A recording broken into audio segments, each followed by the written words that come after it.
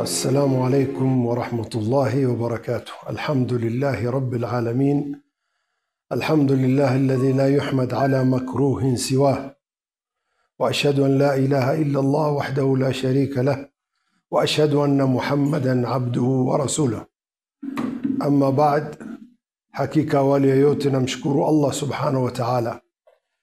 Natoa salam na pongezi za Eid al-Hajj na kuwapa pongezi mahujaji wakiongozwa na mufti wa Tanzania Sheikh Zubair pamoja na waislamu wote walioshirikiana nao, na kuwapa hajjun maqbul wa sa'yun mashkur wa dhanban maghfur biidhnillah.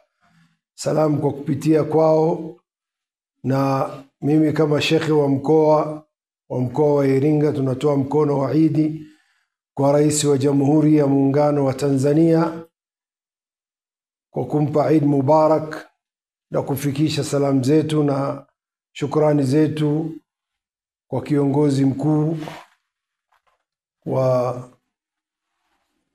nchi hii ambaye amefanya bidii na juhudi kubwa katika kutulindia au kushiriki kwa uwezo wa Allah subhanahu wa ta'ala. Amani imedumu na tuko katika amani, tumeweza kusali na kuhiji na waliokwenda kuhiji, na tunapongezana tukiwa tuko katika kivuli cha amani ya Allah subhanahu wa ta'ala.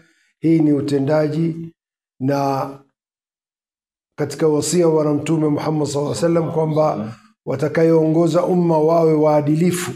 Wakishakuwa waadilifu, basi imani na amani hutanda. Tunategemea iwe hivyo insha Allah. Naomba mpokee salamu zangu na za waislamu wa mkoa wa Iringa, wa Baraza Kuu la Waislamu wa Tanzania na waislamu wote na wananchi wa mkoa wa Iringa wote. Wanatoa salamu na pongezi za Eid al-Hajj, al-Eid al-Akbar biidhnillah subhanahu wa ta'ala.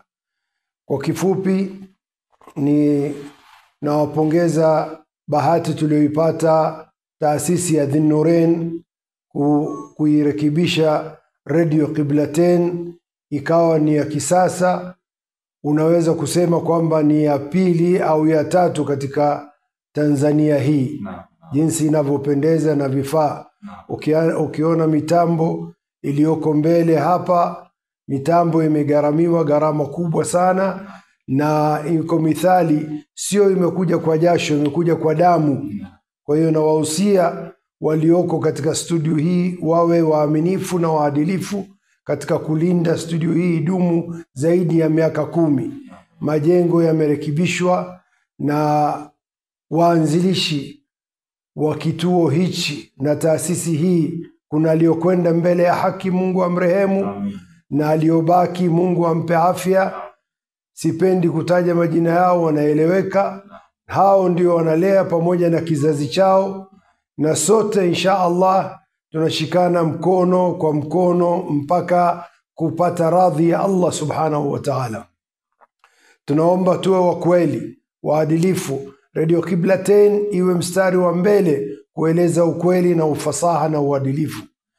Isiwe ndio ngazi ya kupandia walioko katika Radio Qiblatain.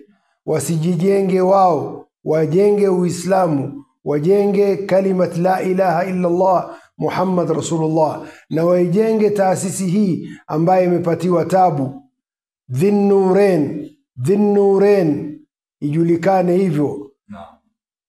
Naomba Qiblatain ifanye kazi ya kutangaza dini, kutangaza umoja kutangaza upendo, kutangaza mshikamano, kutangaza amani bila kubagua. Radio Qiblatain, yani Qibla ni sehemu ya kuelekea watu kufanya ibada. Kwa hiyo tuelekee Radio Qiblatain kutoa matatizo yetu au kupitisha matatizo yetu yamfikie kila mmoja kwa nia njema, na tusiitumie Qiblatain kwa maslahi ya binafsi au maslahi ya kutenganisha watu au kuweka makundi. Huo ndio usia wangu inshallah. Nawapa hongera na pongezi kwa majengo haya na vifaa hivi vya kisasa. Naomba vilindwe, ambavyo vina gharama kubwa sana, zaidi ya milioni 50 imeingia hapa au zaidi. Tunaomba kila kitu. Leo mnaona mtu hata shilingi 10,000 anaitafuta kwa udi na uvumba.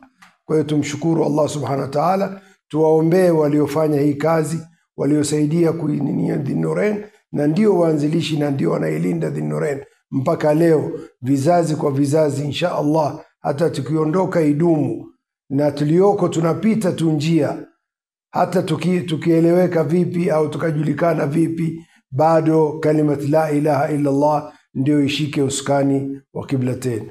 Wassalamu alaikum wa rahmatullahi wa barakatuh. Wewe hutuba hizi naamini zilipita kwenye mikono yako ndio zikaenda kwenye viwanja mbalimbali.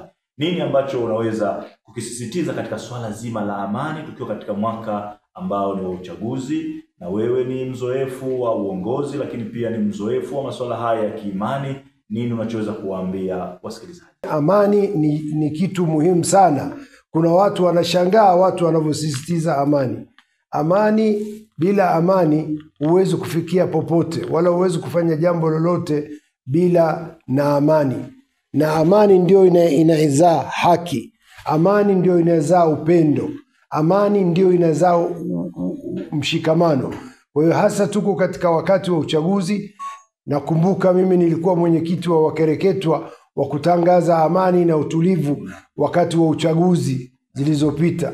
Hakika mambo yalikuwa mazuri, hasa kwa mkoa wetu wa Iringa, na tuliongozwa kwa utulivu na amani. Juu ya mambo ya harakati ya kila mmoja wakati wa kutafuta uongozi, lakini dakika za mwisho tunakuwa watu wamoja, tunapendana. Kwa hiyo nasisitiza hasa katika kipindi hichi cha kuelekea uchaguzi, tupendane, tusahau ya nyuma, kila mmoja atafute nafasi yake kwa amani na utulivu, ni haki yake, lakini alinde uhuru wa mwenzake, alinde nafasi ya mwenzake katika jamii, na alinde amani. Na tumuombe Allah subhanahu wa ta'ala kila wakati kuleta umoja miongoni mwetu. Kwa hiyo usia wangu, na bila shaka maimamu katika misikiti yote na wote wanadawa, wanaharakati wa Dhinnurain, wote wanahubiri amani na upendo. Hawahubiri kitu zaidi ya hiyo. Na amani hata ikisimangwa, mbona mnatangaza amani? Amani bila amani hakika ni sawasawa na ndege itakayeruka bila rubani, hujui itatua wapi. Wassalamu alaikum warahmatullah. Naam Sheikh, bado tuna hamu ya kuzungumza na wewe, kwa sababu naamini hii ni interview yangu nzuri kubwa katika historia yangu ya utangazaji, kuongea na kiongozi mkubwa wa kiimani katika mkoa wetu wa Iringa, lakini pia ukihudumu maeneo mbalimbali nchini katika nafasi mbalimbali za uongozi. Sheikh, tuna vitu vingi ambavyo viko katika nafasi zetu sasa hivi. Watu wanataka kuchinja, watu wanafikiria namna ya kupeana ule upendo wa Kiislamu, kuunga udugu. Natamani nisikie kutoka kwako tunavyotaka kuyaelekeza haya, watu kuunga udugu, watu kudumisha amani. Mtu anaweza kusema kama ni kitu fulani chepesi katika imani, lakini tukiangalia matukio haya ndio yanayotengeneza taifa lenye upendo, na taifa lenye maendeleo, na taifa lenye kila sifa ya uzuri. Tunapozungumza Idi, kuunga udugu, nini ambacho tunatamani kumwambia msikilizaji? Hakika ni usia wa Allah subhanahu wa ta'ala. Soma aya, ukiangalia as-sila baina al-abd wa rabbah, mawasiliano kati ya mja na Mola wake ni kupitia kuunga udugu. Ar-rahm muallaq baina as-samaa wal-ard, udugu wa damu, udugu wa kitaifa, udugu wa aina yoyote umetundikwa mbinguni, atakayeufikia ndio transit ya kwenda kwa Allah subhanahu wa ta'ala. Kwa hiyo ndio maana utakuta watu wanahubiri undugu, mapenzi, na katika kuchinja au kugawa, hii inajenga mahaba. Mtume anasema tahadu tahabu, peaneni hadaya, zawadi, muweze kupendana.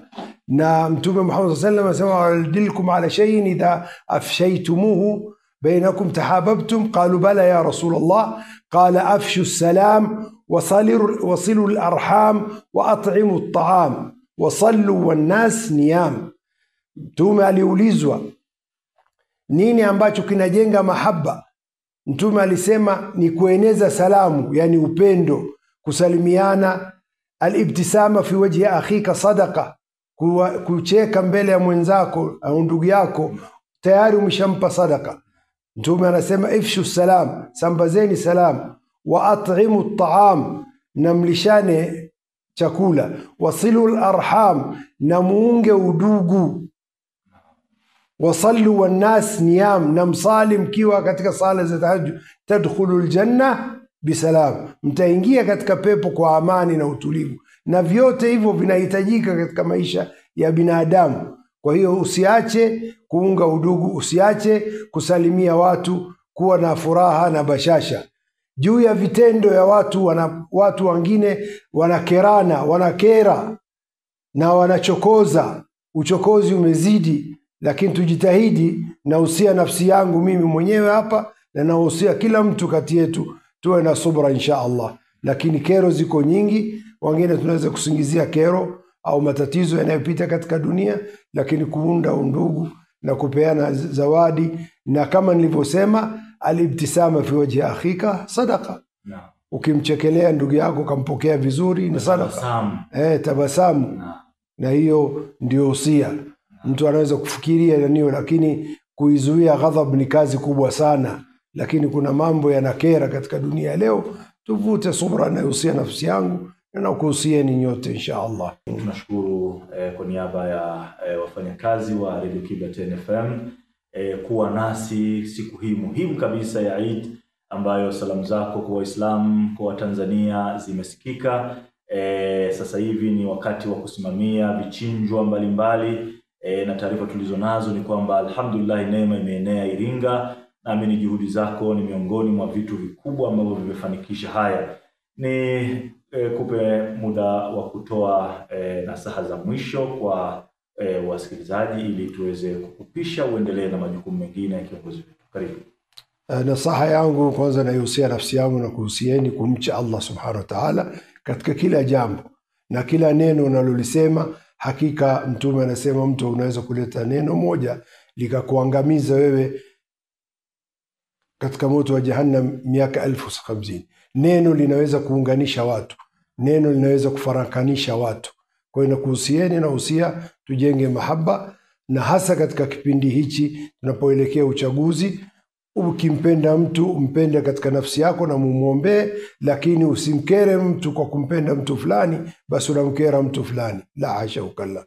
Kwa hiyo ndio usia wangu, tuwe makini katika kujenga umoja wetu, mshikamano wetu, sisi Waislamu na sio kwa Waislamu, na hasa wananchi wa Tanzania wote tujihesabu kwamba ni ndugu bila kubaguana na kuvumiliana.